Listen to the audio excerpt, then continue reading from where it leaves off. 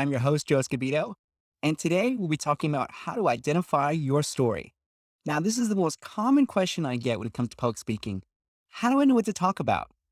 The short answer is talk about you. Why is that? People want to hear about your unique experiences, your stories, your learnings. So it's always easier to talk about yourself and share from your point of view than it is from others. Now, how can we do that? Today, we'll be sharing 3 quick tips.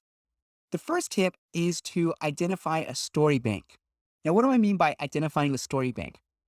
So, anytime you see something interesting or you have an interesting experience, what you could do is go ahead and jot it down. So, I usually have my phone with me and I have the notes here, and I can go ahead and I can jot down any unique experiences or anything that I thought would might be an interesting story to tell folks down the road.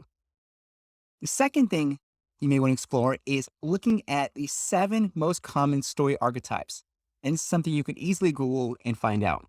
Now, these are archetypes that have been used across every single type of medium, every type of story for thousands of years. And you've probably heard of most of them. So, for example, the rags to riches story, the overcoming the monster story. These are all ones that can help set the framework for developing your own story. And I used it when I was writing at Forbes. I heard this person's story. How do I structure it in a way where it's going to be interesting to the audience? And so I often went back to those 7 common story archetypes. The third tip I have is injecting drama into your story. Now, if there's no drama or there's no problem, you don't have a story.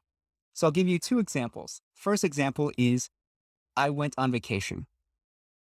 Okay. Story 2 is, hey, I actually went on vacation to Mount Everest. We tried to climb, but we ran out of oxygen and we were really freaking out and almost passed out on the mountain. But thankfully, there was a Sherpa there to help save us, et cetera, et cetera. So you see the difference between the two. Anytime you inject drama into a story, and the bigger the drama, the bigger the challenge, the more interesting the story is. So those are 3 quick tips you can leverage to identify your story. First, talk about your own experiences by developing your own story bank. The second thing you want to do is you want to leverage the common story archetypes that already exist. And the third thing you want to explore is injecting drama, making it bigger and bigger, such that people want to see what the solution is. So thank you so much. I will see you on the next episode.